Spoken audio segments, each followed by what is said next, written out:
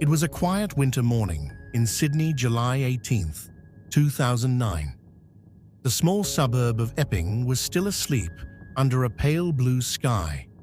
On Boundary Road stood a modest two-story brick house where the Lin family lived, a hard-working, happy immigrant family who had built their life in Australia with dedication and hope. The Lins were well known in the local community. Min Lin, known to everyone as a kind and reliable man, ran a small news agency at the North Epping shopping centre. Every morning, locals greeted him with smiles as he handed out newspapers, always polite, always humble. His wife, Yun Lin, was gentle and warm, devoted to her family, and loved by her friends. They had two young sons, Henry and Terry, cheerful, intelligent boys who brought laughter into every room they entered. Living with them was Yun's sister, Irene, a quiet young woman who had come to Australia to study and help the family. Together, the five of them represented everything people admired about the immigrant dream: unity, respect, and love. But on that cold July morning, the peaceful house stood silent. The morning passed, and the usual sounds of the Lin home, the car leaving for the shop, the children's voices, never came. The news agency remained closed. Neighbors grew uneasy. The family was punctual, never late, never uncontactable. By noon, concern turned into fear. A relative decided to check on them. When he reached the house, he noticed the curtains still drawn, milk bottles untouched, mail piling up. He knocked on the door, called out their names. No answer. Something wasn't right. With trembling hands, he unlocked the door and stepped inside. The smell hit him first, a thick, metallic scent that made his stomach twist. The house was eerily quiet. As he moved down the hallway, his heart pounded louder with every step. And then he saw what no one should ever have to see. The family was gone. All five of them, Min, Yun, Henry, Terry, and Irene, lay dead inside their home, brutally beaten to death. It was a massacre. Blood covered the walls and floors. The violence was beyond comprehension. The kind of rage that spoke of personal hatred, not random cruelty. Police were called immediately, and soon the house turned into a crime scene surrounded by flashing lights and horrified neighbors. Officers who entered that house described it later as one of the most disturbing sights of their careers. Every room told a story of terror. The victims had been attacked while asleep, struck repeatedly with a heavy blunt object. No one had been spared. The killer moved methodically, ensuring there were no survivors. Detectives began their work. They found no sign of forced entry. The doors were locked, windows intact, valuables untouched. Whoever did this didn't break in. He entered quietly, perhaps with a key, or by someone's trust. That detail chilled everyone. This wasn't a random act. The murderer had been close to them. The police quickly ruled out robbery. Nothing valuable was missing. It was clear this was personal. Someone had planned this. Someone who knew the family's routine, their rooms, their habits. Someone who had stood in that house before, not as a stranger, but as a guest. News spread like wildfire. The Lin family was loved in their community.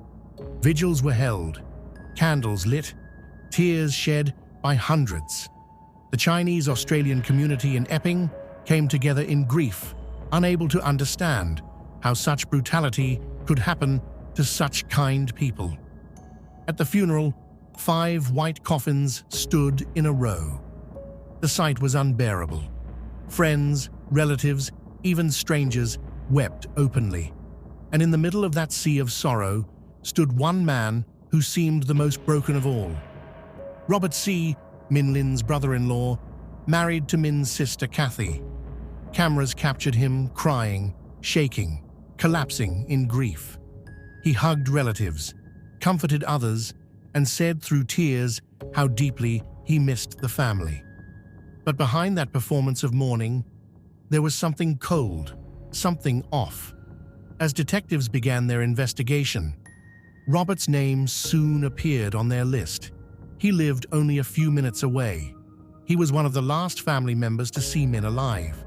On the surface, he looked devastated, but his behavior, calm in private, overly dramatic in public, raised questions. Detectives started to look closer. Robert Xie had once been respected, but his life had taken a downward turn. He had financial problems, a failing business, and growing resentment toward his brother-in-law. Min Lin had become successful, stable, and admired in the community. Everything Robert wasn't anymore. And jealousy, that quiet poison, had been eating at him for years. Police interviewed him, and he cooperated, too smoothly, too easily. When asked where he was during the night of July 17th, he claimed he was at home, sleeping. But his wife, Kathy, who was away at a family event that night, couldn't confirm his alibi. Detectives took note. Forensics combed through the Lin house, collecting every possible clue. They found footprints, hair fibers, traces of blood that had been cleaned, and tiny details invisible to the naked eye. The murder weapon was never found, but investigators believed it was a hammer-like object used with terrifying force. The attack was deliberate, focused, and personal. Whoever did this hated the victims deeply, enough to kill every last one of them, even the children. Days turned into weeks, and suspicion around Robert Xie grew stronger. Detectives kept him under surveillance. They monitored his movements, his calls, his behavior. He seemed anxious, but tried to appear calm. What stood out most was how he spoke about the murders.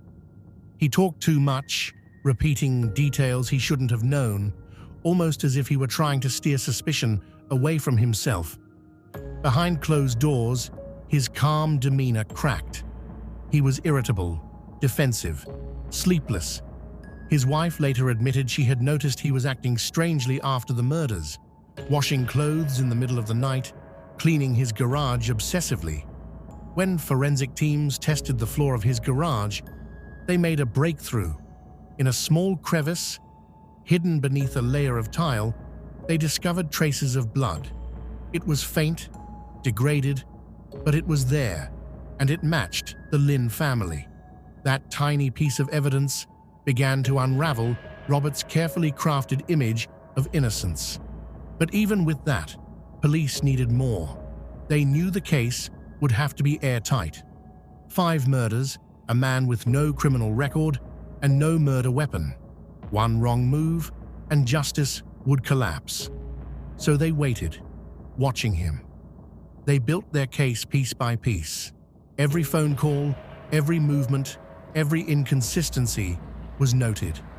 They discovered that Robert had been obsessed with the Lin's success for years, secretly envying Min Lin's business and the admiration he received from the community. He saw Min not as family, but as competition, a symbol of everything he couldn't be. That jealousy grew darker with time, turning into rage and then into a desire to destroy. Investigators believed that on the night of July 17th, Robert left his house quietly after midnight. His wife was away, his home dark. He walked or drove the short distance to Boundary Road, entered the Lin house using a spare key he had access to, and began his rampage. One by one, he bludgeoned them to death as they slept. Min, then Yun, then the children, and finally Irene, who likely woke up last. The entire house became a scene of unimaginable horror. And then, just as silently, he left, locking the door behind him, returning to his home before dawn, washing away the blood, and going to bed beside his secrets. In the days that followed, he watched the chaos unfold. He attended the funerals, spoke to police, gave interviews, and acted the part of the grieving relative. But guilt, even when hidden, leaves cracks. Detectives noticed them. His body language, his strange lack of genuine sorrow, his obsession with following the investigation in the media. Everything pointed back to him. The quiet suburb of Epping was still reeling, unaware that the killer might be standing among them, pretending to grieve. Weeks turned to months, and the pressure on police mounted. Without a clear murder weapon or confession, they needed stronger forensic proof. They sent the blood samples found in Robert's garage to the best laboratories in Australia and even overseas, hoping to recover enough DNA to confirm what they already knew. The results, when they arrived, shook the investigation wide open. The blood matched one of the Lin family members. It was irrefutable. The evidence that would eventually expose Robert Xie as the monster behind the massacre had finally surfaced. But for now, the police stayed silent. They continued building the case quietly, knowing that one day soon they would confront the man who had fooled an entire community. The tragedy that began in the dark silence of one home was about to unravel in the light of justice. The investigation into the Lin family murders would soon become one of the most complex and emotionally charged cases in Australia's history. From the very first day, detectives could sense something unusual about the way events unfolded. There were no signs of forced entry, no missing valuables, no broken locks. Whoever had entered the Lin home that night was someone the family trusted, someone who moved through the house with familiarity. As forensic teams combed through the blood-soaked rooms, they realized this crime had been carefully planned. Every family member was attacked while asleep, one by one, with a level of brutality that suggested deep personal hatred. The community of Epping was in shock. Candlelight vigils were held outside the Lin family home, flowers and cards piled up on the fence, and people whispered, asking why anyone would want to destroy such a kind, respected family. The only surviving close relatives, Kathy Lin and her husband, Robert Xie, stood at the center of attention. Kathy was Min Lin's sister. She appeared genuinely broken, her voice trembling during interviews. But Robert, calm, composed, and almost detached, seemed to be performing for the cameras. Still, for weeks, police had no direct evidence against him. They investigated business connections, family relationships, and even overseas links. But everything pointed back to one thing. This was personal. Neighbors told police they had seen Robert's car in the area around the night of the murders, but it wasn't enough to arrest him. Then came the forensic breakthrough. Scientists found a tiny spot of blood in Robert's garage, a microscopic sample that matched the Lin family's DNA. It wasn't visible to the naked eye, but when tested, it proved that someone from that crime scene had been inside Robert's garage after the killings. Investigators began to dig deeper into Robert's life. He had once been an engineer in China, but after moving to Australia, he struggled to find success. He often relied on Min Lin for financial help, and some reports suggested he envied Min's stable life, his business, and the respect he commanded. But there was another, even darker layer. Police discovered that Robert had developed an unhealthy obsession with a teenage girl living in the Lin household, someone he saw as part of his extended family. It was a secret desire, deeply disturbing and shameful, that had created an inner rage in him. As detectives connected the dots, a terrifying picture began to emerge. A man who had mixed jealousy, humiliation, and perverse desire into a single act of destruction. On the night of July 17, 2009, Robert Xie allegedly left his home after midnight.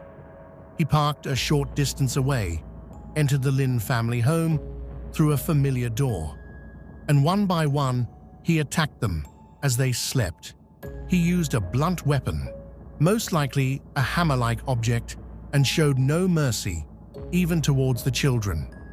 When he was done, he quietly returned home, cleaned himself, and went to bed beside his wife as if nothing had happened. In the months that followed, the case went cold again. Forensic teams continued to test new samples and recheck evidence. The emotional pressure on detectives was immense.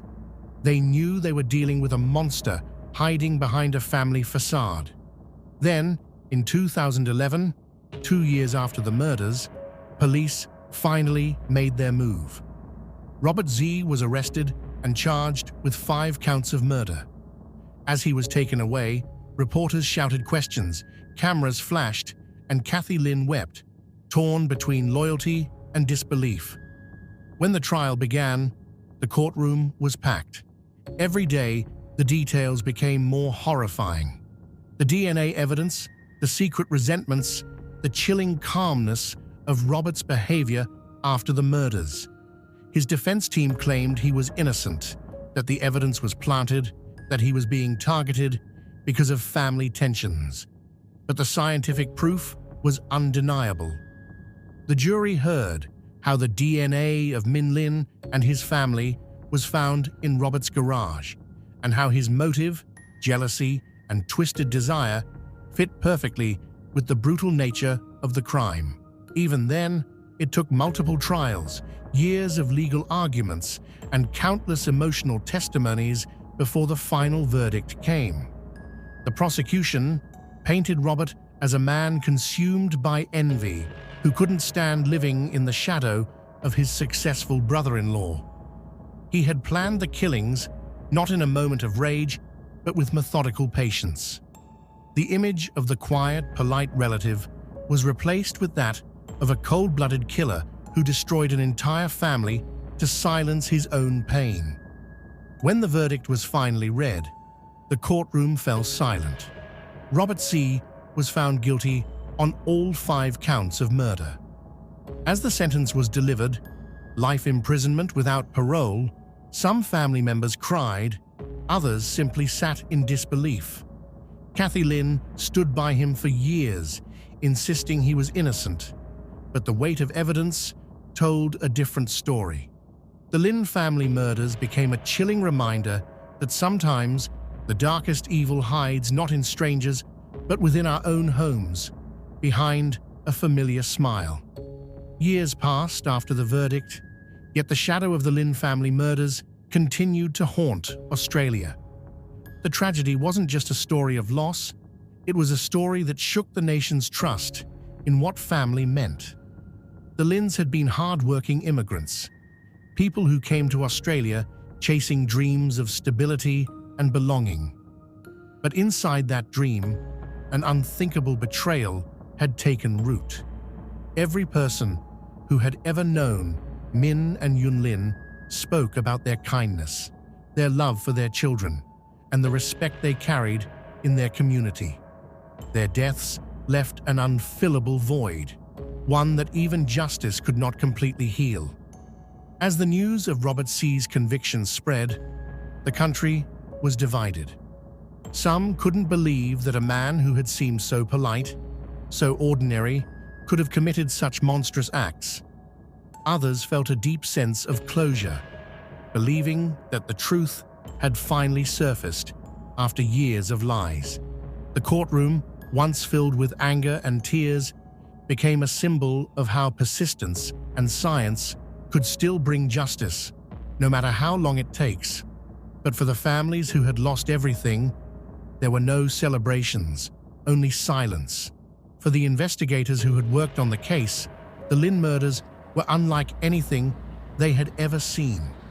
The lead detective later described it as a crime born from jealousy, executed with precision, and buried under a mask of normality. They had spent months studying every trace, every tiny blood particle, every phone record, because they knew the killer was close, watching them all along. Their determination finally exposed the truth, but even they admitted that the case left scars that would never fade. Meanwhile, Robert Xie's life behind bars became a topic of occasional media coverage. He continued to maintain his innocence, filing appeals, claiming evidence had been misinterpreted or mishandled. Each appeal failed, one after another. The court system had made its final judgment. There would be no second chance. Robert would live the rest of his life inside a cold cell, far away from the family he had once envied and destroyed. Kathy Lin, his wife, faced a torment of her own. She stood by him longer than most could imagine, believing his words, refusing to accept that the man she loved was capable of such evil. But the evidence, the public scrutiny, and the endless media attention eventually broke her down. Friends said she was a completely different person, quiet, withdrawn, haunted by a truth too painful to accept. The once large and happy family that used to gather every weekend had vanished forever. In the years following the case, documentaries, books, and podcasts revisited the story, each trying to understand how jealousy could twist into such unimaginable cruelty. Journalists called it one of the darkest chapters in Australian crime history. What shocked people most wasn't just the brutality, but the fact that it came from within, from someone who shared family dinners, laughter, and trust. The Lin Family Murders became a warning, a reminder that monsters don't always come from the shadows. Sometimes they wear familiar faces and smile like everyone else. As time moved on, the Lin family home was eventually sold. New people moved in, trying to create new memories on ground once soaked in tragedy. But the people of Epping still remembered. They remembered the sirens, the police tape, the faces on the evening news, and the small photos of two innocent boys whose lives ended before they began. Each anniversary of the murders, neighbors placed flowers outside the home, a quiet act of remembrance, proof that the family was not forgotten. In every sense, the Lin family story is not just a crime. It's a tragedy about trust, love, and the human capacity for betrayal. It reminds us that evil doesn't always announce itself. Sometimes it hides behind politeness, smiles, and the illusion of family. And that's what makes this case so haunting, because it could have been anyone, anywhere. If you're watching this and felt the same chill that investigators once felt, then take a moment to honor the memory of those who were lost. And if you want to see more stories like this, stories that uncover the truth behind the darkest crimes, don't forget to like, share, and subscribe to this channel. Your support helps us keep these stories alive and keep the memory of victims like the Lin family from fading away. Because in the end, every story deserves to be told, and every soul deserves to be remembered.